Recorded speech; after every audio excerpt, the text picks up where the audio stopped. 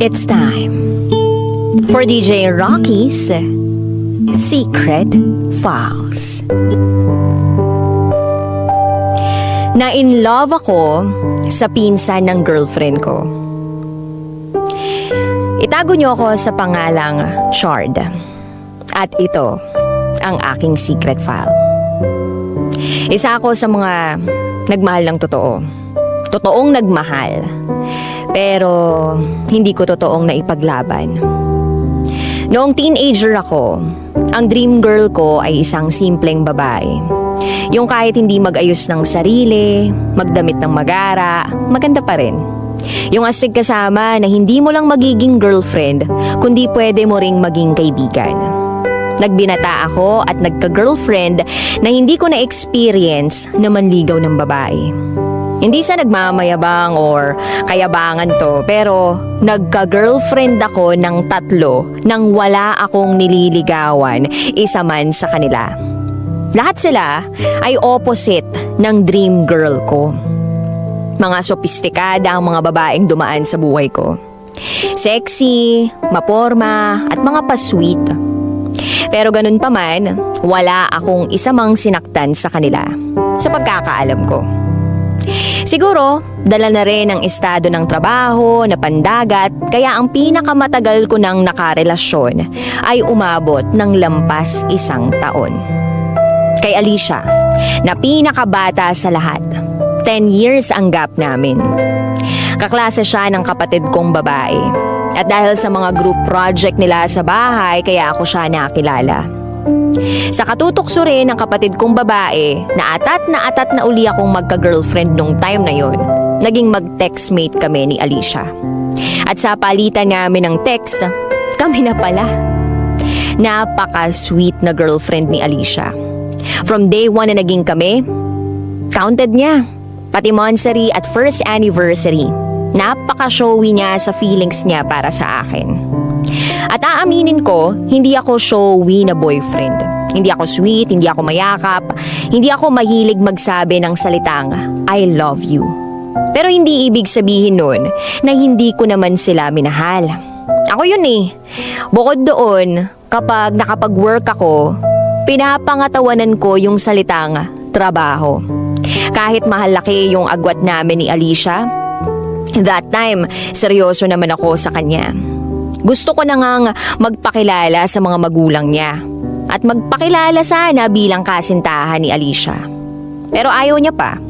Baka daw magalit sa kanya ang parents niya at hindi na siya patuloyin ng pag-aaral. So, sumunod na lang ako sa kanya. At isang araw, na-excite ako kasi ipapakilala daw niya ako sa kapinsan niyang babae. Sa cousin niya. Close daw sila noong gabing yun, hindi agad ako dinalaw ng antok. Laman si Bella ng isip ko. Kahit nung bumalik na ako sa trabaho sa barko, maalala ko lang siya, napapangiti na ako. Masaya talaga akong nakilala ko si Bella. Napabuntong hininga ako. Nakaramdam ako ng panghihinayang. Yung dream girl ko mukhang nakita ko na. Pero may girlfriend na ako. At siya naman, si Bella, may boyfriend na. Mahal ko din naman si Alicia. Yun ang isinisiksik ko sa isipan ko. Mali na humanga ako sa pinsan niya. Isang araw, halos mapunit ang mukha ko sa sobrang kangingiti. Na yung puso ko parang umaapaw sa saya. May nag-text sa akin, si Bella. Sabi nito sa text, galit na galit daw si Alicia kasi hindi ko man lang daw naalala ang monthsary namin. Ay, bakit ko ba palaging nakakalimutan yun? Madalas na yun ang pinagmumulan ng tampo sa akin ni Alicia. Or kahit na yun, mga dalawa kong naunang girlfriend. Yun ang issue namin. Bakit ba kasi nauso yung text na yan? Yung monthsary na yan? Hindi ba sapat na alam nyong mahal nyo ang isa't isa? Sa madaling sabi, parang naging tulay namin si Bella. Siya yung palaging tumutulong sa akin para suyuin ang pinsan niya. Na-wish ko na sana naging katulad na lang ni Alicia si Bella na mahaba ang pasensya. Lihim ko silang naikukumpara. Hindi naman sila nalalayo sa sitwasyon ko. Si Bella, malayo din ang boyfriend, nasa ibang bansa daw. Pero kahit minsan, never si Alicia. Ako naman daw talagang mahal niya. Nakikipagbalikan siya pero ayoko na. Mabuti na rin yung nangyari na siya ang gumawa ng paraan para makawala sa relasyon namin. Aaminin ko, pabor sa akin yun kasi nakalaya na ako sa kanya. Oo, yun yung pakiramdam ko. Malaya na akong maramdaman ang lumalalim na nararamdaman ko para kay Bella. Sa breakup namin ni Alicia, mas naging malinaw sa akin kung ano ba talaga ang totoong nararamdaman ko para sa pinsan niya. Nakumpirma ko na mahal ko si Bella. At hindi ko lang siya basta mahal. Mahal na mahal. Parang first time kong magmahal sa isang babae at ang totoong pagmamahal na yon ay kay Bella ko palang nararamdaman. Pagmamahal na hindi ko alam kung saan ako dadalhin, kung matutumbasan ba yon. Ang lakas ng naging tama sa akin ni Bella. Hindi ako makapag-concentrate sa trabaho ko. Yung gusto kong hilahin yung mga araw para makabalik na kami ng Maynila para makita at makasama ko lang si Bella. Dumating pa sa puntong minsan ayaw ko na magtrabaho. Kaya nag-decide na lang ako na mag-resign. Parang mas nangarap ako ng mas magandang trabaho sa hinaharap. Yung kapag magkakapamilya ako, mabibigyan ko sila ng magandang buhay. At si Bella, siya ang nasa isip ko nun. May sapat naman na akong ipon, kaya malakas ang loob kong mag-resign sa trabaho. Nag-enroll ako sa TESDA ng isang vocational course at para palagian kong makita si Bella, masundo sa trabaho niya at mapuntahan siya sa bahay nila. At sa tuwing magkasama kami ni Bella, nakikita ko namang masaya siya. Ewan ko pero bakit malakas ang pakiramdam ko na may nararamdaman din siya para sa akin. Isang araw, tila nagising ako sa katotohanan na hindi pwedeng maging akin sa realidad si Bella. Kasi bihis na naman si Bella. Sobrang ganda na naman niya. Sasabihan ko sanang ang ganda-ganda niya kaya lang naunahan niya ako. Sabi niya ang pogi ko daw. Sabi ko naman pogi lang, hanggang pogi lang. Yaman wala ako. At kahit anong trabaho ang gawin ko, hindi ko mapapantayan ang yaman ng boyfriend niya. Nagtaka siya sa mga binitiwan kong salita. Tinanong niya ako kung anong problema ko. Nang sandaling yon, hindi ko na napigilan pa. Sinabi ko sa kanya yung totoong nararamdaman ko para sa kanya. Sabi ko nga, maling aminin pero mas maling itago. Hindi natuloy ang pag-uusap namin yun ni Bella kasi nasa labas na yung sundo niya. Kinumpirma niya sa akin ang nakita ko sa Facebook niya. Tinaas niya ang kanyang kamay na may suot na singsing. Yung nakita ko sa FB, masakit na. Ano pa yung nakita ko ng personal? Parang sinampal ako ng mag-asawang sampal ng katotohanan na wala na, talo na ako, wala nang pag-asa to. Ang saklap naman. First time kong totoong magmahal pero eto, totoo rin akong nasasaktan. Pucha, sa sakit parang pinupunit yung puso ko. Kalalaki kong tao pero halos gabi-gabi akong umiiyak sa kwarto ko. Mababaliw ako sa kaiisip kung paano ko mapapatunayan kay Bella ang nararamdaman ko. Naisip ko rin na magmakaawa sa kanya na kung sana pwede ako na lang yung mahalin niya. Alam ko nararamdaman ko, iisa ang nararamdaman namin. Mahal niya rin ako. Tapos isang araw nagpakita sa akin si Alicia. Pinipilit niyang makipagbalikan sa akin. Pero mas pinili kong sabihin sa kanya na hindi ko siya basta sa trabaho niya. Hindi naman ako nabigo at nakita ko siya. Nakiusap ako kung pwede ba kaming makapag-usap. Nagpaunlak naman siya. Kumain muna kami, tsaka nagsimulang mag-usap. Tinanong ko siya kung kaya ba niya talagang magpakasal sa taong hindi niya mahal. Sa isinagot niya sa akin, nasiguro ko na hindi nga nito mahal si Joseph. Hindi man ito mahal si Joseph, pero andun pa rin yung paninindigan niya. At kagustuhan niya na ang huli pa rin niyang pipiliin ay si Joseph. Bilib ako sa paninindigan ni Bella. At inggit na inggit ako kay Joseph. Minsan, hindi pala sapat ang totoo mong nararamdaman sa gusto mong panindigan. At kahit ano yatang gawin ko, kasing tibay ng bato ang paninindigan ni Bella para kay Joseph. Hindi man niya tahas ang inamin by words na mahal niya ako, pero alam ko mahal niya ako. Sobrang lambot lang ng pagmamahal niya para sa akin. Na ni hindi niya man lang mapanindigan. Sabi pa niya, hindi lang siya ang babaeng makikilala ko. Makakahanap din daw ako ng iba. Ng isang babaeng kaya akong panindigan at ipaglaban. At hindi daw siya yun. Kaya para saan pa ang ipaglalaban ko? Lalaban pa ba ako hanggang sa huli kahit alam ko na never naman akong mananalo? At kapag ipinagpatuloy ko ang pakikipaglaban, baka tuluyang mawala sa akin si Bella. Kaya nakiusap ako sa kanya na kung hindi talaga kami pwedeng maging mag-lover, sana magpatuloy at walang magbago sa friendship namin. Kahit yun man lang wag niyang isuko.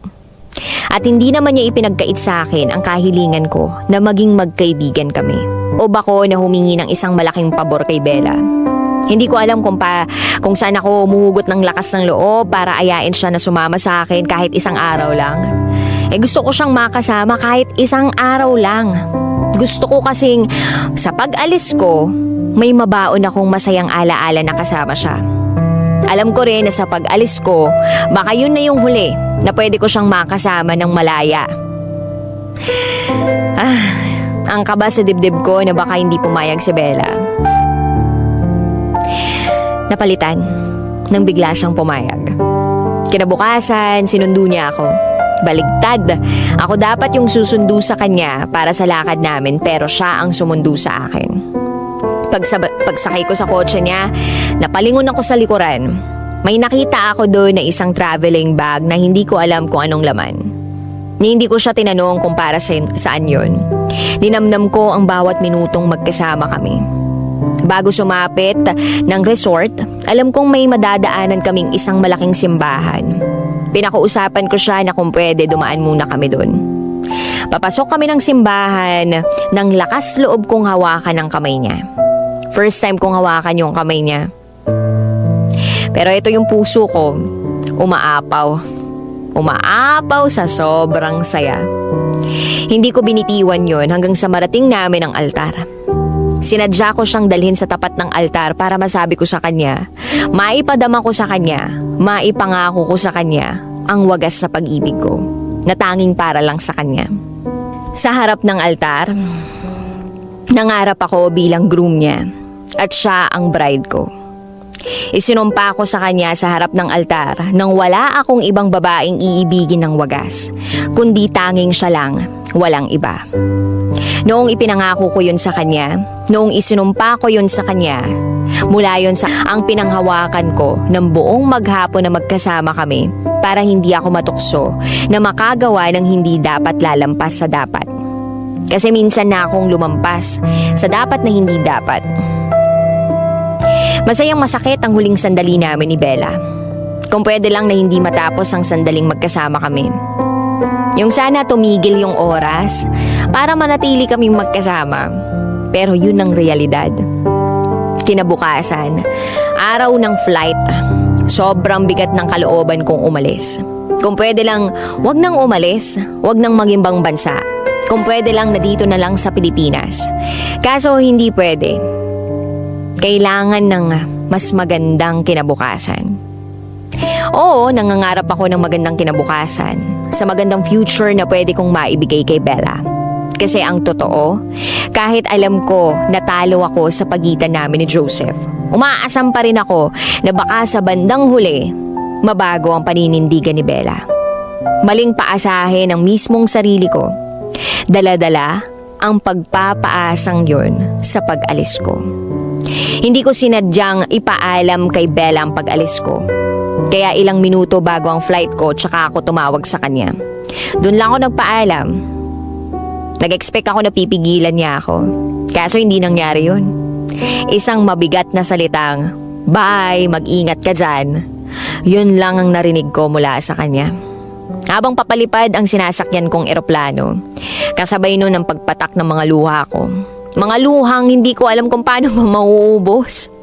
Sana habang lumuluha ako, wish ko na mabawasan kahit konti yung sakit na nararamdaman ko. Yung kalungkutang nararamdaman ko. Totoo palang sobrang lungkot sa ibang bansa. Ang hirap paglabanan ng kalungkutan. Pero sa tulong ng communication namin ni Bella, nagawa kong paglabanan ng lungkot. Totoong maraming tukso sa barko, pero alam kong hindi ako patutokso. Pinatatag ako ng sobrang pagmamahal ko kay Bella. Kahit never kong natumbasan or nasuklian, never natumbasan o nasuklian ni Bella yung pagmamahal na yon. Basta alam kong masaya na ako na mahal ko siya.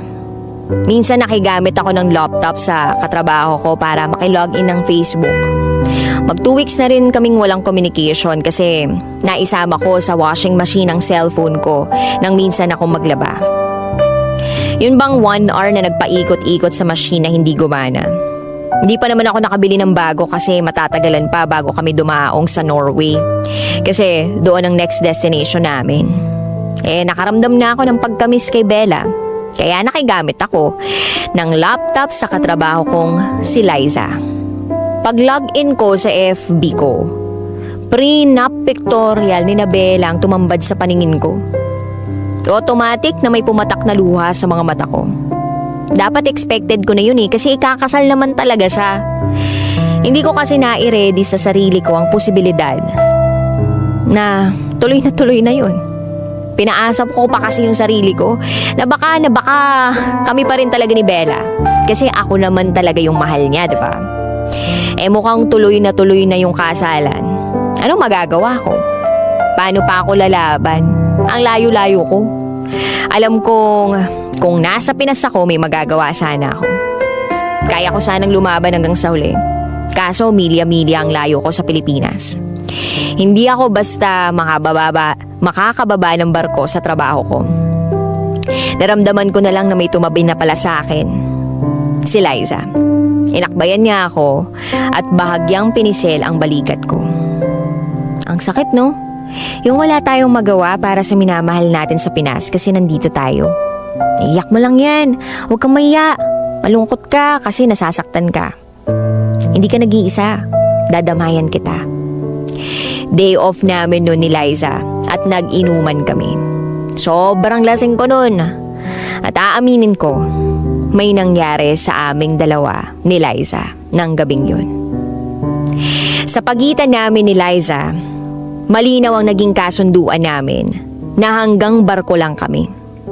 Wala rin akong inilihim sa kanya. Sinabi ko sa kanya yung tungkol sa amin ni Bella. Siya sa part niya na ikwento rin niya na may naiwan siyang boyfriend sa Pinas. Pero hindi nakahintay ng pagbaba niya at nag-girlfriend ang iba. Nasasaktan lang ako sa tuwing mag-FB ako. Kaya itinigil ko na. Tuluyan nang naputol ang communication namin ni Bella. Hindi ko na siya minessage. Hindi dahil sa may Liza na akong nakilala, kundi paraan ko yon sa pagpapalaya ko sa sarili ko kay Bella. Naisip ko noon na alam ko kapag naikasal na siya kay Joseph, alam kong darating ang panahon na makakalimutan rin niya ako. Tuluyan nang hindi magiging malaya ang puso kong mahalin siya. Sa sobrang pagmamahal ko kay Bella, ang palayain siya sa puso ko ang tanging magagawa ko para suportahan siya sa desisyon niya. Ang huling check ko sa FB niya nung araw ng besperas ng kasal niya. Richard, buntis ako. Anong gagawin natin? Mapapatay ako ni Papa. Tarantang tanong sa akin ni Liza. Magkakaanak kami ni Liza. Magiging ama na ako. Nagulat ako sa sinabi niyang yun. Alam ko na nag-iingat naman kami. Gumagamit naman ako ng proteksyon sa tuwing may mangyayari sa amin. Kaya paanong nangyari? Ganun pa man, wala akong balak na takbuhan ang responsibilidad ko sa dinadala niya. Aktong sasabihin ko na sana na huwag siyang mag-alala at hindi ko naman siya tatakbuhan nang muling magsalita siya. May kailangan kang gawin, Richard. Anong kailangan kong gawin? Tanong ko sa kanya. Kailangan mo akong pakasalan. Sabi ni Liza. Liza, hindi ko tatakbuhan ang magiging responsibilidad ko sa bata. Anak ko yan at magpapakaama ako. Pero alam mong hindi kita pwedeng pakasalan. Bakit? Si Bella pa rin ba? Richard, kasal na si ibang lalaki yung babaeng mahal mo. Kaya bakit hindi mo ako pwedeng pakasalan? Tanong sa akin ni Liza. Gusto mong pakasalan kita kahit alam mong may mahal akong iba? Tanong ko sa kanya. Oo, kakayanin ko basta para sa magiging anak ko. Sa magiging anak natin. Yung pantasya mo kay Bella tapos na. Ayaw mo lang tapusin. Pwes tapusin mo na. Kasi ito yung realidad mo. Magkakaanak ka na, magiging ama ka na. Huwag mo naman sanang gawing bastardo ang anak mo. Dahil lang dyan sa pantasya mo. Yun lang. At tinalikuran na ako ni Liza. Ang unang tanong ko sa sarili ko, kaya ko ba talagang magpakasal at makisama sa babaeng ni minsan hindi naging laman ng puso ko? Ganun. Kaya siya naging makasarili at sinadya niyang magpabuntis. Para hindi na ako makawala pa sa kanya. Ang una kong ginawa nang malaman kung hindi natuloy ang pagpapakasal ni Bella, pumunta ako sa bahay nila. Pero iba na yung nakatira sa bahay. Bago na ang nangungupahan doon. Hindi ko na alam kung saan sila lumipat. Sunod kong pinantuhan si Alicia sa school. Nagkausap kami at dun ko nalaman ang totoo. Hindi nga daw sumipot si Joseph sa kasal nila. Bakit daw huli ko nang nalaman? Umaten pa nga daw si Bella sa kasal namin ni Liza. At huli na raw ako kasi nasa States na daw si Bella. Sumama na kay Joseph. Richard, para ano pa sa'yo ang katotohanan ng hindi natuloy ang kasal ni Ate Bella? Kasal ka na. May mababago ba? Anong balak mo? Anong balak mo sa pinsan ko kung sakali gawing kabet? Mahal mo pero hindi mo siya pinaglaban. Hindi mo siya pinanindigan. Minahal mo lang siya sa salita, hindi sa gawa. Kasi kung totoo yung sinasabi mong mahal na mahal mo si Ate Bella, pinaglaban mo sana siya. Kaso paano nga ba? Mukhang huli ka na. At wala ka ng karapatang gawin yun. Ang sakit-sakit marinig yun mula kay Alicia. Yung mga sandaling yun parang walang direksyon ang buhay ko. Hindi ko alam kung saan ako pupunta. Parang nawalan ako ng saysay na mabuhay. Narealize ko ang laki kong gago. Sabi ko nun kay Bella duwag siya. Pero ang totoo, ako pala ang malaking duwag sa aming dalawa. Ano nga bang nagawa ko para patunayan sa kanya yung sinasabi kong pagmamahal? Wala akong ginawa. Wala akong ginawa. Kung sana naging tibay niya ako sa paninindigang hindi natibag ng panindigan niya si Joseph, sana naging ganun din yung paninindigan ko na siya yung gusto kong makasama. Sana hindi ako nakontento sa kung ano yung mga sinasabi niya sa akin. Sana ang ginagawa ko noon ay yung kaya kong maigaran siya sa kanya na mas higit na kaya kong makapagbigay ng sobra sa kanya. Kaso naging marupok ako, naging mahina ako. Nagpadala ako sa lungkot sa malayong lugar. Sana hindi ko siya sinukuan. Noong hindi sinasadyang napakinggan ko at pagsasalaysay ni Bella sa kwento niya, yung sinabi niya na kung totoo ko ba siyang minahal. Totoo kong minahal si Bella. At never kong pinagluroan yung feelings niya. Ang malaking pagkukulang ko lang ay hindi ko nagawang maipaglaban at manindigan sa nararamdaman ko. Hindi ako naniniwalang baka sadyang ito ang kapalaran ko. Kapalaran natin. Na hindi talaga kami magkakatuluyan. Naniniwala akong tao ang gumagawa ng kanyang kapalaran. At ako ang gumawa ng kapalaran nating dalawa na hindi magkatuluyan. Punong-puno ako ng panghihinayang, pagsisisi hanggang ngayon. Hanggang ngayon, hindi ko pa rin mapatawad ang sarili ko. At hanggang ngayon, maliman na mahalin ka pa. Pero ito na lang yung bumubuhay sa akin. Hindi man kita napanindigan at naipaglaban. Tutuparin ko pa rin sa iyo yung ipinangako ko sa iyo sa altar. Na hanggang sa kahuli-hulihan ng aking hininga, wala akong ibang iibigin ng tapat at wagas kundi ikaw lang. Wala akong balak na mag-move on at wala akong balak na kalimutan ka. Kasi sa ginagawa kong ito, dito ako totoong masaya. Ang mahalin ka sa malayo. Sa kabila ng sakit na nararamdaman ko, masaya akong malaman na masaya ka na sa piling ni Joseph. Bella, you deserve to be happy. Hanggang dito na lang. Muli, Ako si Chard. At ito ang aking secret file. Feel good morning, Call and Tits, at sa mga gising na po ngayon at nakikinig sa programang Mga Katas ng Nakalipas.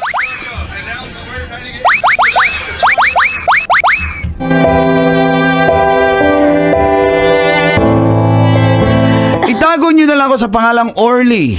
Isa po akong merchandiser sa isang supermarket po sa may Pasig City. Shoutout po sa mga tropa ko sa Pasig.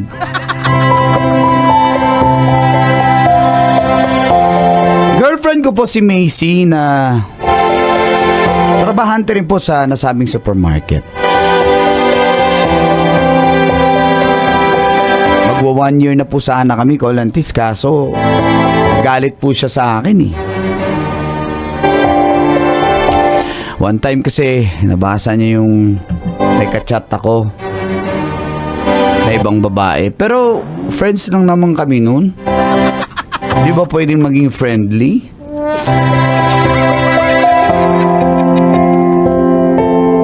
Humihingi lang ng payo si girl kasi nga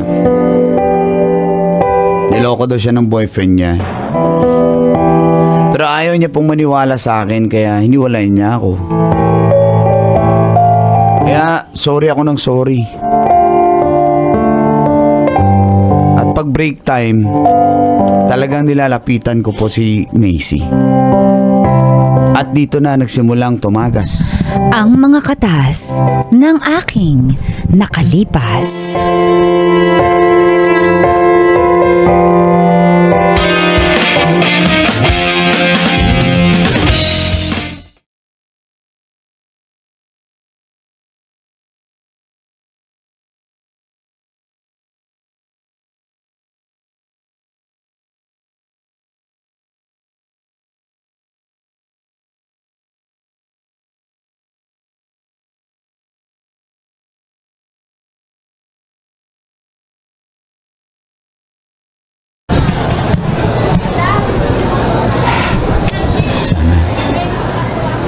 Sana patawarin din ako ngayon. Palagi na lang akong humingi sorry. Ayaw niya na talaga ako tanggapin eh. Ayun na sila. Puntahan ko na, lalapitan ko. Ay, busog na ako, friend. Ayoko na kumain. Busog ka na rin? Busog na ako. Tsaka wala akong gana. Speaking of the devil. Ay, kung usapin niya, nabala ka dyan, Trixie. Hi. Che! Alis na kami. Teka lang. Mahal. Pausap mo. Yak! Buti nga. Sige, yan. Umalis ka nga dito, nakakairta, mahal ka ng mahal. Sino mahal mo? Lahat mahal mo, lahat ng kachat mo, mahal mo. Grabe siya. Isa lang naman yung kachat. Isa. lang naman yun. Paulit-ulit. Apaka-friendly mo naman. May pa-heart-heart ka sa friend mo. May pa-I miss you. Wow, friend! Apaka-friendly mo talaga. Friend lang. Ako kayo magsabi ng I miss you sa friend ko. Hindi. Na lalaki. Sorry. Na single. Sorry na nga eh. I'm sorry. Hindi, may jowa naman yung tao. Nag-aaway lang sila. Pinapayuhan ko lang. Bakit may I miss you? I miss you na wrong scent lang yun. Sige no. Ano, babalikan mo na yung taong yan. Matapos kang iyak ng iyak. Tapos, No, never. Hindi niya ako madadaan sa bulaklak. Lamunin mo yung bulaklak mo. Ano? Ngayon ka lang nagbibigay ng bulaklak kung kailang nakipag-iwalay na ako. Yung tayo naman, walang bulaklak eh. No? Grabe, meron Bigay mo na naman. lang, bigay mo na lang yung pangalan nun, nung kachat mo, yung friend mo. Ang pangalan nun? Wala. Hindi nga. Binura ko na nga eh. Hindi Bigay na ako mo na lang nagre-reply. yan kay Jennifer. Hindi na nga ako Hindi naman Jennifer yun eh. Ano ba? O may iba pa. Jen lang, hindi Jennifer. O bigay mo yan kay Jen. Kinorek mo pa ako. Huling-huli ka na. Bigay mo na lang yan kay Jen. Ayun no. Sorry no. Malis ka nga dito. Ako hindi na nakikipagbiroan. ayaw namin sa mga babaerong tulad mo. Friendly mo mukha mo. Ano ko, grade 1? Malis ka na nga. Tanungin mo pa yung si Brandon. Alam niya yan. Syempre, kinausap mo na yon. Bro code. Hindi nga. Sige na, mahal. Sayang naman yung 1 year natin, mahal. Please. Please. Tara na nga. Tara na nga, besh. Tara na nga. Inis ko 1 year. Missy. 1 year mo mukha mo. 1 year ka Missy. nang nakikipag-friends. Macy! Macy! Papa!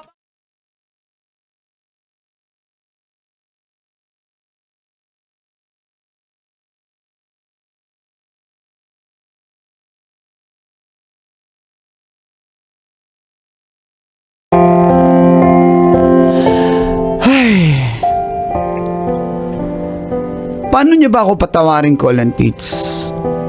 Ayaw niya maniwala, wala naman po talaga kaming relasyon nung Jen na yun eh. Nagbigay lang po ako ng payo. Masama na ba maging friendly ngayon? Naiinis ako. Kaya nga po, binura ko na, hindi na nga ako nagchat-chat eh. Ayaw niya pa rin. Kaya, walay talaga kami. Kaya binaling ko na lang yung atensyon ko sa ibang bagay kasi nga ayaw niya naman. Bibigyan ko muna siya ng time. Kaso may naging ka-close po ako, si Jackie. Kahera rin po siya sa nasabing supermarket. Hilig sa kahera? Eh, tuwing break time po kasi, nagkakasabay kami kumakain ng Mami Pares. Ay, naging close kami, ka-chat-chat. Ibang babae po ito si Jackie po ha, iba yung si Jen. At hindi mo, Vlad. Kaya yun, broken-hearted din pala si Jackie. Nagpapayo na naman sa akin, nakipag-inuman. Ayun, Oh. nalasing. Oh, tapos?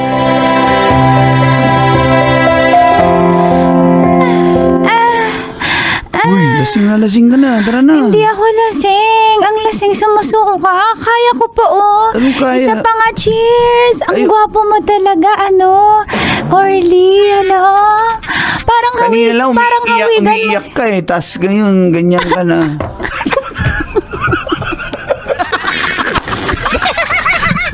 Oo nga pala. Dito. Ano ba? Uy, okay ka lang? Alam mo, Zab, napaniwala niya ako na single siya. Sabi niya, malapit na silang mag-break. Sabi niya, nagkakalabuan na sila. Tapos nakita ko yung profile picture ng babae. Sila, nag-BGC sila. Nag-date sila. So, ibig sabihin, sila pa rin. Matantan talaga. Ay, kaya mo, uy, lasing ka na. Atid na lang kita sa boarding house. Hindi pa ako lasing. Hindi ka pa lasing? Hindi pa. Isa pa, dali, cheers tayo. Gusto ko yung cross na kamay na gano'n na pag naiinom. Ganyan? Gano'n. Uy, Ngayon sige. Bahala ka ha. Baka malasing ka niyan. Tratid kita pagkatapos. nahihilo ako. Ay, naka ba sinasabi ko? Tama na nga yan.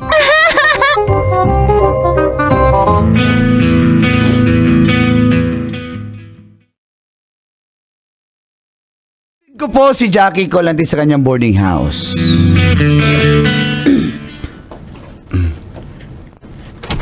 Ito na ba yun? Ano? Uy, okay ka lang? Sige dyan, suka mo lang yan. O kasi napasobra ka eh. Sige. Ang yaman ko, naka-flash ako. Siyempre grabe naman. Sabi niya, darang nagkakalabuhan na sila. Ulit-ulit kanina. Kanina. Kasi ganyan yung mga lalaki. Sabi niya, nagkakalabuhan na kayo. Malapit na kayo maghiwalay. Ganun ba yun? Yung pala, gusto niya lang makuha yung pure ko. Pare-pareho talaga kayo mga lalaki. Pareho yan si Genji, si Jo, si Loreto. Pare-pareho kayo. Carl, Eric, Rafi, Jerome, Vicent. Tama na. Sino? Ano? Pare-pareho kayo. Magpahinga ka na. Tulog ka na. Aalis na ako. Sorry kung niyakap kita. Kasi ikaw lang dumadamay sa akin lagi. Paano na lang kung wala ka? Saan bang umuwi na ako? Gusto mo ba? Hindi. Babantayan na lang kita. Kaya nga kasi mamatumba ka niyo ganito. Ganun. Nakahiga ka na eh. Matutumba ka pa ba? Kala ko na sa CR pa tayo. Okay. Kanya. Sige, hindi ako alis. Dito lang ako sa tabi Pwedeng mo. yakapin mo ko kunyari. For the last time. Yakapin mo ko kunyari ikaw si ano. Si Tantan. Si Tantan. Pangit Sige. naman ang Tantan. Ikaw si Mel. Sige. Si Brian. Who's left been moving on?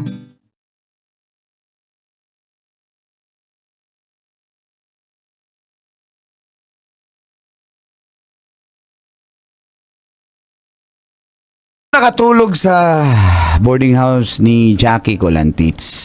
Pero walang nangyari, syempre. Hindi naman Wala. yun yung habol ko eh. Kinabukasan,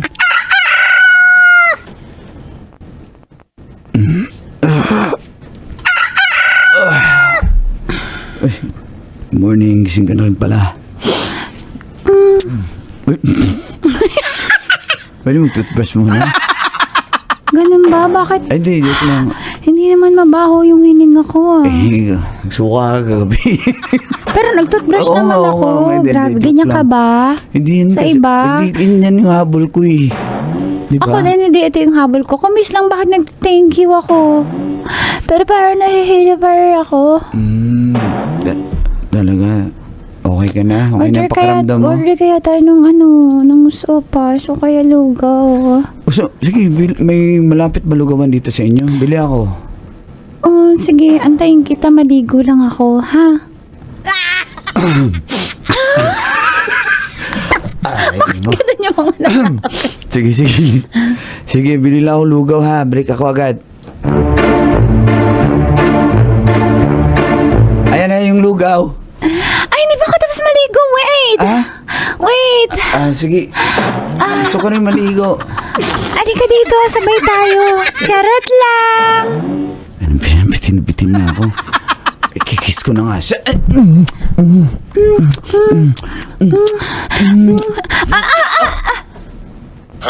No, this is not right. Ay, sorry. Hindi porke nagmo-move on ako ay Ay, sasamantalahin na natin. At saka, di ba in a relationship ka pa? wala na, wala na kami nun. Ang bilis mo mag- Wala na nga. Mga lalaki talaga pare-pareho. Oo eh. Wala na nga kami nun. Di ba sabi ko nun, pero hindi naman nung habol Ayoko ko. kasi parang masyado mabilis. Pinasok mo na ako dito sa CR. Nakita ko Hindi, na lahat. wala. Sige, next time Labas na ka lang. na, ha? Next time. Oo nga, masyado mabilis. Ayoko na mabilis kasi itong ano ko, si Rapi.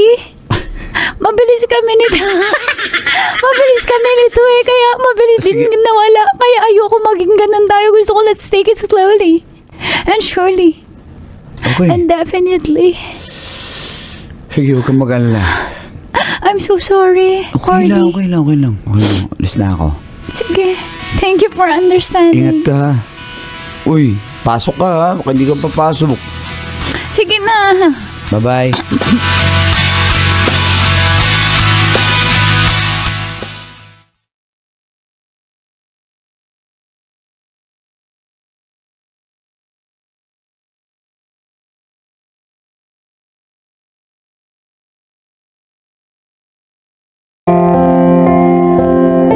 Sayang ko lang, tits. Sayang yung lugaw, hindi ko kasi nakain. Pero, muntik na sana mga 3 points. Pero, di naman talaga yun yung habol ko. Kaya, umuwi na rin ako sa boarding house ko. Kasi papasok pa po ako sa trabaho. Ngunit pagdating ko po dun, nandun si Macy.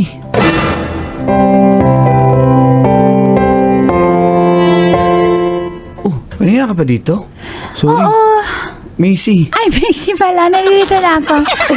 Kanina pa. Ay, asensya na. Teka lang, buksan ko lang.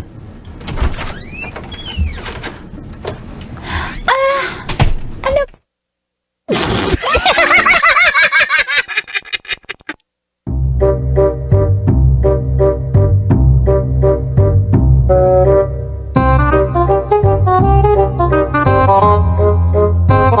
Halika, tuloy ka. Nagkape ka na? Parang, ang aga mo yatang nagbihis. Papasok Blooming na blooming ka. Di pa nga ako naligo. Sarap ng may sex life, ha? Uy, Kakahiwalay lang natin. uy, bibig nito. Teka lang. So, sino si Jackie? Ha? Ano, Jackie?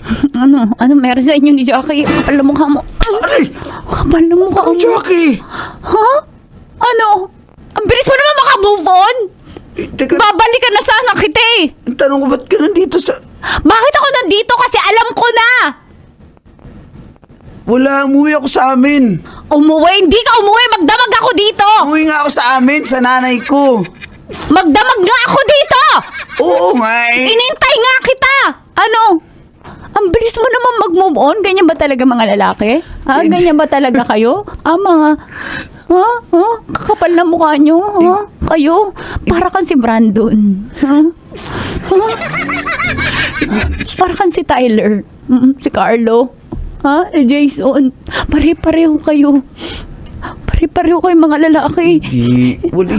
Ako na, ang sakit-sakit parang nararamdaman ko. Nagmumove on pa lang ako sa mga kahayupan mo. Sa friends mo na pagiging friendly mo na yan. Tapos hindi ka umuwi. Nandun ka sa Jackie na yun. Akala mo hindi ko malalaman? Ha? Paano niya nalaman? Ano yung sasagot mo, ha? Kung sa chat to, nakaisip ka na ng paraan. Natanong mo na si Chat GPT kung paano magdahilan na hindi ka nahuhuli. Buti na lang pumunta ako dito. Huling-huli ko, alam mo, binibigay sa akin ni Lord lahat ng sign na hindi ka karapat-dapat bumalik sa buhay ko. Teka ba, ba't ka ba nagagalit? Di ba hiwalay na tayo? Ayusin nga sana eh! Dahil sinusuyo mo ko. Pero ilang araw lang, may Uy! Jackie ka na? Ilang beses na kitang sinusuyo, ang arte mo? Ilang beses na, sabi ko sorry, ayaw. Sumuko ka agad! Kasi nga may extra ka naman kapalit. May susunod agad. May reserba agad. Pare-pareho. Aray! Palam mo nga Hindi mo. ko- Ganun mo lang kadali kalimutan. May pabula-bulaklak ka pa. Ano? Binigay mo kay Jackie yung bulaklak? Ha? Ha? Ano? Bembang na kayo? Ang bilis Wala, naman. walang nangyari. Paano? Wala. Ganyan ka. Ayoko. Ayoko. Alis na ako. Ayoko na. Ano ba, Macy? Ayusin na natin to. Ibang klaseng lalaki ka. Pare-pareho kayo. Dahil sa'yo, idadami ko lahat ng lalaki. Tandaan mo yan. Macy! Ayoko na! Macy! Diyan ka na! Macy! And now, it's time for DJ Rocky's Secret File with Jello.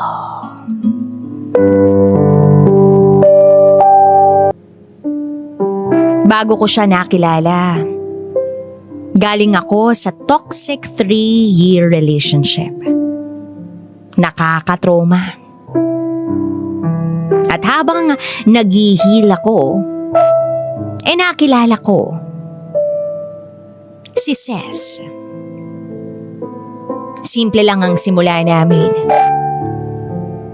Nag-usap kami. Naging kami ng walang ligawan. Pareho kaming galing sa heartbreak. Kaya tinulungan namin ang isa't isa na maghilom.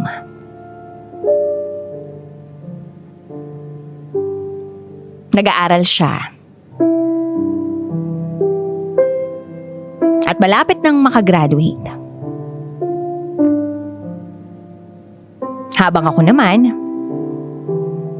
puspos pa rin sa pag-aaral. Simple lang yung dates namin noon, pero masaya. At siya ang naging inspirasyon ko. Kaya nagsumikap ako at nakapagtapos bilang magna cum laude. DJ Rocky at DJ Jello. Graduate siya at walang mahanap na trabaho. Kaya tinulungan ko rin siyang makahanap ng trabaho. Pero noong 2024, yung akala kong masayang relasyon namin ay nabago. Hindi naman nagbago yung treatment niya sa akin. I can still feel the love na gumagamit siya. Bibitawan ko na talaga siya. Akala ko hanggang dun na lang yun.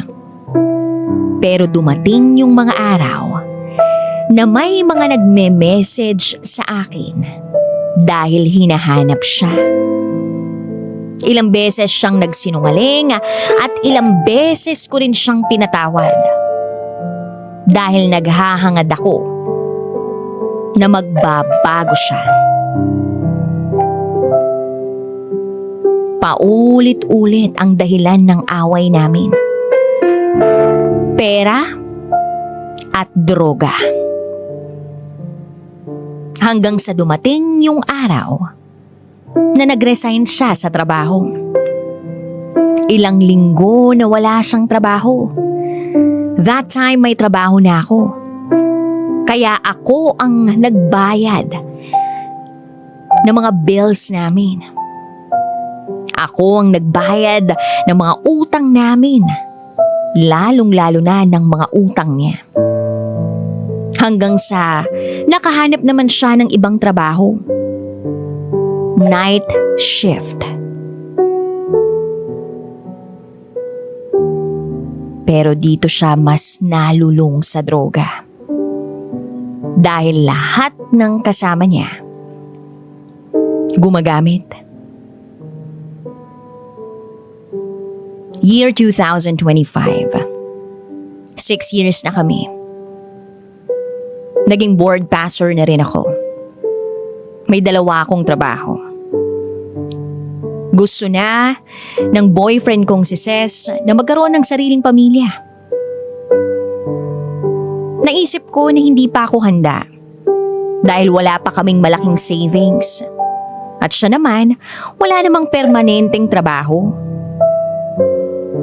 Very sure na present ako during the lowest moment of his life. Hindi ko siya iniwan. Kasi gusto ko na magkasama kami sa pag-abot ng mga pangarap namin. Then, nakapasok siya sa isang magandang kumpanya. Maganda yung trabaho niya. Malaki ang compensation. Proud na proud ako sa kanya. At ang saya-saya ko na nakikita ko siyang nag-grow sa bagong kumpanyang pinasukan niya. Every day from work, mag-share siya na nangyari sa buong araw niya. But then deep inside, nandun yung takot. Kasi baka isang araw, matempt siya at iwanan na lang niya ako basta-basta. But I wasn't vocal sa mga bagay na yun. Hanggang sa may nalaman ako. May nalaman ako tungkol sa kalagayan ko. Na pakiramdam ko ay ikakasaya niya. At magpapabago sa kanya.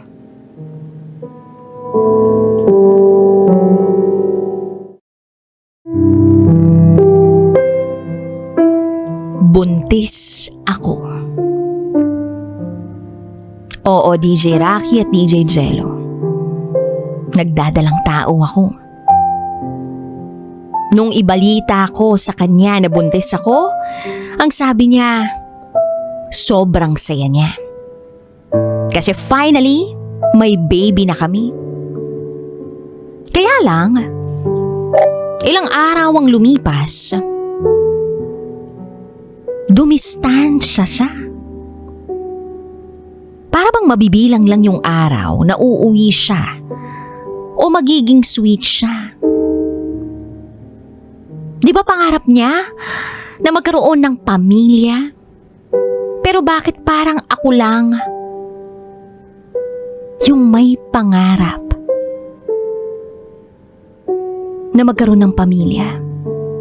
Bakit parang ako lang yung gumagawa ng paraan para mabuo yung pinapangarap naming pamilya? Prenatal check-ups, vitamins, at kung ano-ano pa na mga kailangan. Parang ako ang sumalo ng lahat. Gabi-gabi, umiiyak ako kasi hindi siya umuwi. Alam naman niya na kailangan ko siya. 2 buwan ang bata sa sinapupunan ko nang makaramdam ako ng kakaiba. Umihi ako at nakita ko sa panty ko na may dugo. Akala ko spotting lang. Kaya hindi na ako pumunta sa OBGYN ko. Binalita ko yun kay Ses na boyfriend ko. At ang sabi niya sa akin, ang OA ko daw dahil yung kapatid niya hindi naman daw ganun magbuntis. Then moving forward, nagtrabaho pa rin ako. Hanggang sa gabing yun, sumakit ng husto ang tiyan ko. Habang siya naman ay tulog na tulog, ginising ko siya. At pagkakita ko, sa damit ko, sa shorts ko, marami ng dugo. Sabi niya, pumunta na kami ng ospital. Pero, kailangan niya muna daw umuwi sa kanila. DJ Rocky at DJ Jello, hindi ko alam kung bakit kailangan niyang umuwi sa kanila. Pero ginawa pa rin niya na umuwi siya sa kanila. Yung pamilya ko ang sumama sa akin sa ospital. Hanggang sa nalaman ko sa ospital na wala na ang baby namin. Nakunan ako. Sumunod si Ces sa ospital.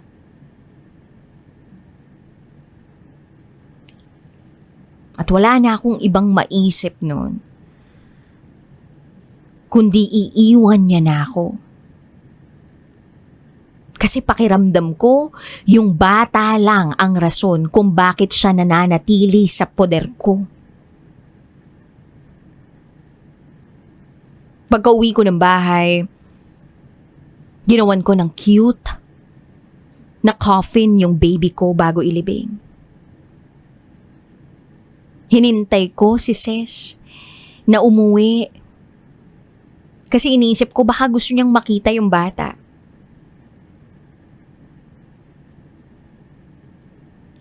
Chinat ko siya. And then he replied, ano pang gagawin ko dyan? Wala naman na yung baby. Pagkabasa ko nun, breakdown malala. Sobrang sakit na para bang gusto ko na lang sumama sa anak ko that time. Kaya inilibing ko ang anak namin ng mag-isa.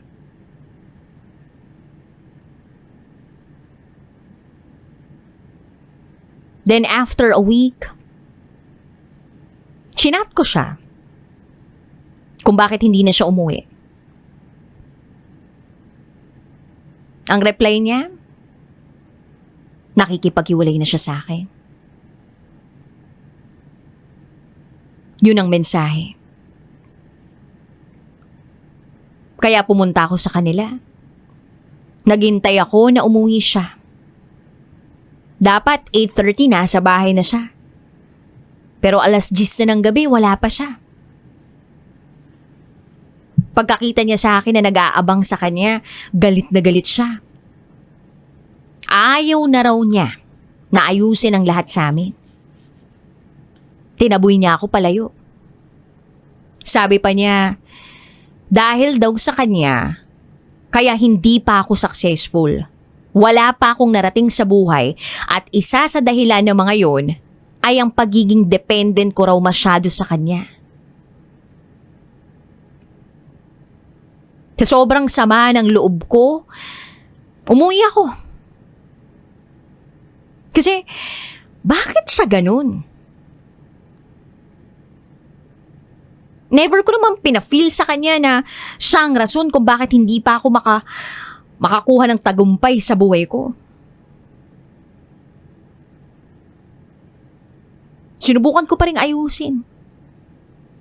Minessage ko pa rin siya. Hanggang sa napagod ako. I deactivated all my socials kasi sabi nila yun daw ang makakatulong sa akin. Pero gabi-gabi, umiiyak ako kung bakit nangyari sa akin yun. Then one day, nireactivate ko yung account ko. And sakto, nung pag-open ko ng isang account ko, may nakita ako. Picture. Na may kasama siyang babae. Yung girl na sabi niya pinsan niya lang. Workmate pala niya. Ang sweet-sweet nila sa photo na yun.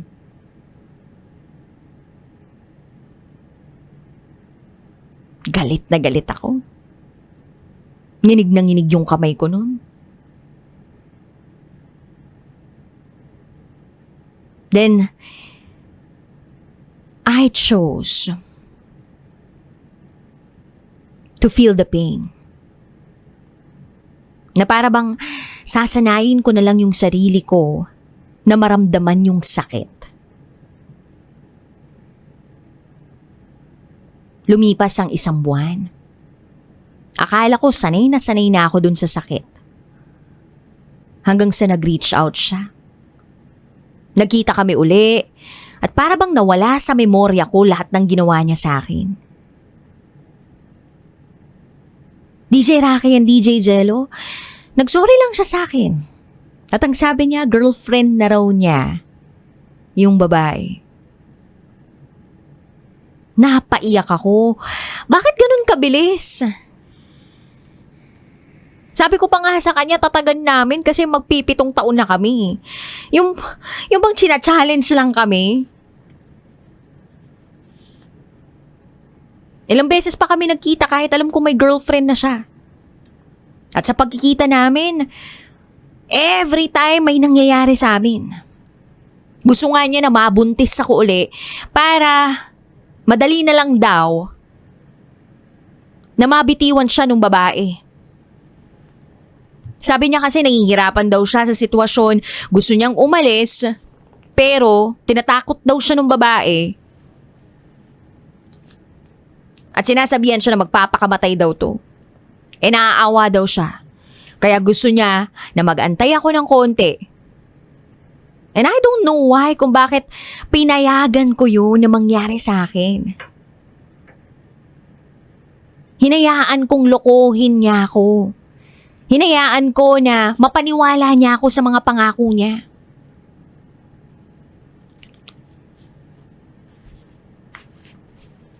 And then, one day, he told me, hiwalay na daw sila ng babae. So nag-usap kami. Hindi ko nga alam kung nagsasabi siya ng totoo o hindi. Basta ang alam ko, masaya ako pagkasama siya. Pero hindi na talaga tulad ng dati. Nandun yung trust issues. But then, I took the risk. One night, ang mga mata ko talaga ang nakakita. Magkasama sila. Naghahalikan. Siguro kailangan ko talagang makita yung moment na yun. And at that point, hindi ako nagalit kay Ses. Nagalit ako sa sarili ko. Kasi kasalanan ko kung bakit tinanggap ko siya uli at kung bakit ako nasaktan. Hindi pala talaga sila naghiwalay. Sabi niya, takot lang siya na baka makahanap ako ng iba kaya sinabi niya na naghiwalay sila. Ang unfair, no?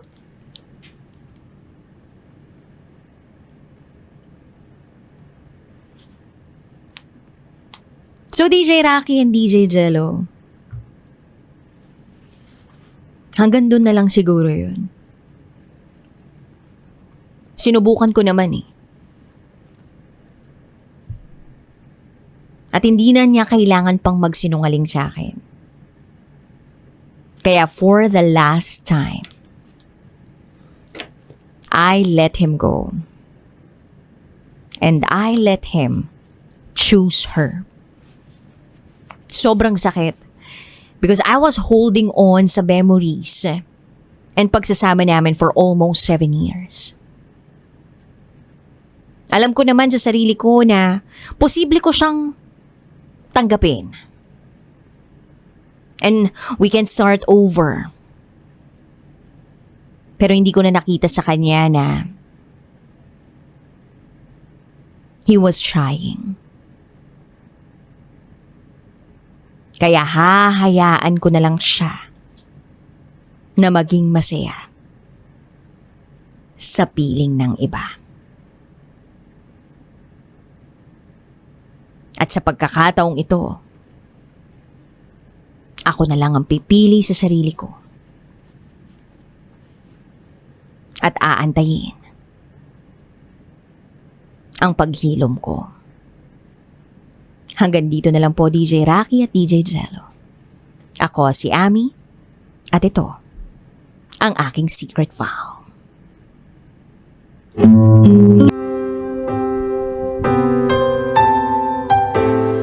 Dear kumikinang na tambalang Nicole Yala at Diego Bandido. Itago niyo na lang po ako sa pangalang Cha, 25 years old at isang virtual assistant. Ang totoo po niyan, hindi ko alam kung paano ko sisimulan itong sulat ko. Ilang beses ko nang sinubukang buuin sa isip ko ang mga salitang isusulat ko, pero sa tuwing sisimulan ko, parang bumabalik yung bigat ng pinagdaanan ko. Siguro, magsisimula na lang ako sa totoo. May isang pagkakataon po kasi sa buhay ko na pagod na ako. Sunod-sunod po kasi yung mga problema at kahit anong pilit kong tumayo, parang may humihila sa akin pababa. Solong anak po ako at lumaki akong kami lang na nanay ko. Maaga kaming iniwan ng tatay kaya si nanay ang naging buong mundo ko. Kaya nung nagkasakit siya, ginawa ko ang lahat para gumaling siya. Naubos ko ang ipon ko, nabaon ako sa utang at napabayaan ko ang trabaho. Ang malungkot, kahit ginawa ko na ang lahat, hindi pa din naging sapat. Nawala pa din ang nanay ko. Kasabay ng pagkawala niya, nawalan din ako ng direksyon sa buhay. Isa-isang nawala yung mga kliyente ko hanggang sa wala nang natira. As if hindi pa sapat yun, iniwan din ako ng boyfriend ko. Inabandon na niya ako sa panahong pinakakailangan ko ng kasama. Doon ako tuluyang nadurog. Napagod ako sa buhay. Hindi yung pagod na kaya kong ipahinga ha. Yung pagod na tumatagos hanggang buto at kaluluwa. Yung tipong kahit paghinga ko, mabigat. Isang gabi na pasalampak na lang ako sa sahig. Naubos na ang luha ko at wala na akong maiiyak. Naisip ko na baka pwedeng tapusin ko na lang lahat. Habang iniisip ko kung paano ko wawakasan ang paghihirap ko, nakaramdam ako ng gutom.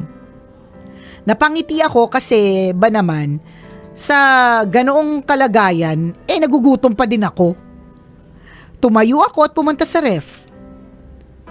Binuksan ko ang ref na walang laman, isang paalala kung gaano ko kalugmok. Pagbukas ko ng freezer, nakita ko yung kalahating baso ng ice cream na tira ko nung isang araw. Habang tinutunaw ng lamig ang dila ko, biglang bumalik yung alaala ng kabataan ko. Bihira lang kasi kaming makakain ng ice cream dati. Kadalasan tuwing birthday ko lang. Minsan nga wala pa. Pero nung may trabaho na ako, kaya ko nang bumili ng ice cream kahit kailan ko gusto. Hindi ko na kailangang maghintay ng okasyon. At doon ko na-realize na malayo-layo na din pala ang narating ko. Maaaring bagsak na bagsak at ubos na ako, pero hindi naman ibig sabihin nun wala nang saysay lahat ng pinagdaanan ko. Hindi ibig sabihin na hanggang doon na lang ako. Kung kinaya ko noon, kakayanin ko ulit. Kahit paunti-unti, kahit mabagal, kahit mahirap. Kinabukasan sinubukan kong bumangon ulit. Nag-apply ako. Hindi naman naging madali. Maraming rejections pero hindi ako sumuko. And finally, may tumanggap sa akin. Unti-unti din nakakabayad na ako ng utang. Dahan-dahan bumabalik ang tiwala ko sa sarili ko. Hindi pa din perpekto ang lahat pero mas kaya ko na ulit. Sa totoo lang, yung kalahating baso ng ice cream ang nagligtas sa akin nung gabing yun. Para sa mga listeners ninyo na pagod na, hindi kailangan ng malaking dahilan para magpatuloy. Minsan, sapat na ang isang alaala o maliit na bagay gaya ng kalahating baso ng ice cream para maalala natin kung sino tayo at kung gaano pa kalayo ang kaya nating marating. Kung may pinagdadaanan ka ngayon, sana wag kang susuko agad. Pwedeng magpahinga, pwedeng umiyak, pero bigyan mo pa ng isa pang pagkakataon ang sarili. Sa susunod na mapagod ka ulit, tandaan na hindi pa tapos ang misyon mo sa buhay. Lalaban ka pa. Ang inyong kumikinang na tagapakinig. Ganda naman ng kwento mo. Ganda ng kwento. Very inspirational. Correct. Yung never giving up. Nandun ka na sa verge of giving up. Nandun ka na sa sukdulan. Correct. Sinabi mo nga at inamin mo sa amin na naiisip mo na wakasan ang lahat. 'Di ba? Tama. Pero buti na lang talaga. Alam mo, minsan talaga pagpatay gutom tayo, minsan naliligtas din tayo eh. Oo, yan. Alam mo yan yung Kalam naisip ng ko eh. sikmura. Oo eh. Diba, tingnan mo, pag patay gutom ka, hindi ba't magsisipag ka sa trabaho? Diba, ako yan yung isa sa mga dahilan ng pagbangon ko eh. Patay gutom yung pamilya ko. Uy, happy 16th anniversary sa aking Ayan. asawa. Happy anniversary sa inyo. Jowa Dick. Ayan. At dahil patay gutom yung asawa ko, grabe din ako magtrabaho. So, parang in the same way na itong si Cha, 'di ba, na dahil umiral yung kalam ng sikmura, pagiging patay gutom, naalis siya sa naalis siya sa trail of thought of ending the life. Yes. 'Di ba? And then pumunta sa sa ref, binuksan yung ice cream, 'di ba? And yun na, the rest is what she mentioned dito sa story. Alam mo, minsan ganun din lang talaga yung yung buhay.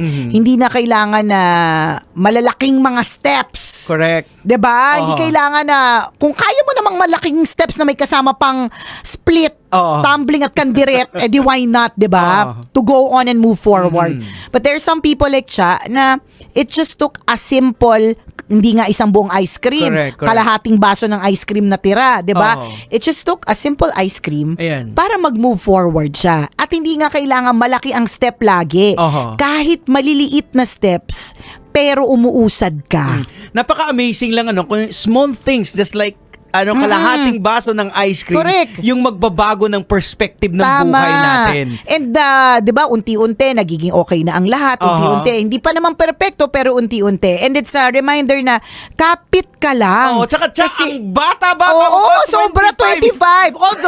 Although sa totoo naman at 25, apakarami mo naman din talagang dinaanan, 'di ba? Kasi kung yung resume mo sa mga pinagdaanan mo. Baka mga 62 pages, 'di ba? At only 25 years old. Correct. Ganyan. yan. Pero tama si Jegs, ang bata-bata. Ang dami pang pwedeng magawa. Yes. Kami nga may edad ang dami pa namin ginagawa. Ay mo yun, parang tinutuloy at laban lang kami ng laban. Oo, sa Paano mga- ka pa? Oo, sa pinagagawa nga ni Nicole, pumalakda. Correct, Ayan. di ba? Pero tuloy lang. Tuloy ang laban. Diba? Tuloy lang ang laban. Ganon. Matanda na kami niyan ha. What more ikaw na 25. So, it's so nice to hear from you na nalagpasan mo yung moment na yan. Kaya nga, di ba yun yung sinasabi sa psychology, Jegs, na kailangan pag nandun ka, kaya sinasabi nila pag nandun ka sa heat of the argument, yung nakainitan na talaga ng pakikipag-away at talakan, di ba? Huminga ka ng malalim. Correct. Kasi pag huminga ka ng malalim tapos sustain mo yung breathing, yung yung pipigilan mo yung hininga mo. Huwag matagal ha, na ilang segundo para deep breathing lang. Uy, parang hindi na siya huminga. But violet na siya. Paano sabi ni Nicole ano daw yung Deep hininga? Deep breathing nga sabi ko. Ibig sabihin ng breathing, you breathe in and you breathe out, 'di ba? So, hinga ka ng malalim, 'di ba? Tinuturo 'yan ng lahat ng mga ng mga psychologists and experts that when you do that, mawawala ka dun sa moment, yung brain mo ay matatanggal. Para mag-snap ka. Oo, Ayan, parang yun lang yung pipitik. mag-snap ka kasi napakahirap pag nagkaroon ka ng emotional hijack. Yung logic mo, Wali. hindi na siya gumagana. Yung gumagana Zero. lang, the part of the brain, yung amygdala is more The on emotion. emotions. Kaya tama din yung yung stop ka ng breathing para mag-snap ka. Parang sa aso, di ba pag ang turo naman niya ng mga trainer ng mga aso, pag may kinakahulan yung aso na isang bagay, parang hihilahin lang yung leash ng konti para mag-snap lang. Kasi correct, yung brain correct. nila naka-atake Nandun lang dun na, oo. So pag nag-snap, nawawala na. Correct. So parang ganun din. Oo. And in the case of Cha, yun yung pagpunta sa ref Oo. at pagkuha ng ice Yung cream. ice cream. And in your case, kunyari, na nakatutok, kunyari, road rage. 'Di ba? Let's say road rage. Oo. Nandiyan ka sa kalagitnaan ng kainitan ng kung sino man yung nag-overtake sa'yo or whatever, Correct. binusinahan ka ng malakas, 'di ba? Hinga ka na malalim para matanggal ka dun sa eksenang galit na galit ka. O kaya inom tubig, 'di ba? Ganyan. Para bumalik ka dun sa sa yung nag-iisip ka sa Oo. logical, hindi puro emosyon. True. O yun ang nakakatakot, yung emotional hijack na yan na parang Ay, biglang nako. nagdidesisyon ka ng wala sa ayos. wala sa ayos. Correct. Ayan.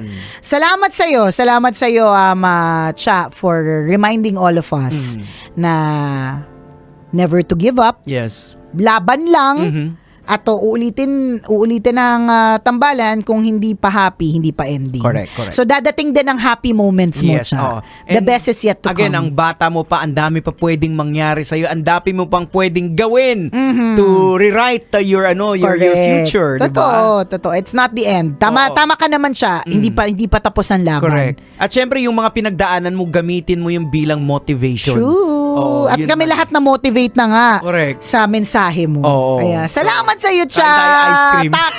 Parang gusto ko nga, bigla ako nag-iisip na, pabili kaya tayong ice cream. Parang Kaya- gusto ko. O siya, Natakam tuloy kami sa Correct. ice cream. o siya, kami po bibili na ng ice cream. Exit na muna kami for now. Salamat Ayan. siya for sharing your story Hanggang with us. dito na lang po ang tambalang kumikinang. Muli ako pong kumikinang ulo, Diego Bandido. At akong kumikinang ina mo, Nicole Yala. Kailangan pa bang i-memorize yan? Basic! Cha, salamat sa kwento mo. Thank you, Cha. Very in time sa ating Upcoming pagkakaroon ng Holy Week. break. Oo, na laging pag sa mga ganitong you're in the dark place of your life, laging lapit tayo kay Lord. Correct, Oo, kapit. yan. Siya yung light at Oo. the end of the tunnel. Kasi Siya ako, yung light in the naniniwala ako darkness. yung gumalaw dito, nung gumalaw si Lord, ginamit lang yung kapirasong ice cream. Pero si Lord yun. Oo. Alam mo tong si Lord, minsan minsan gumagamit siya ng mga grand gestures. Kasi maano yan di ba?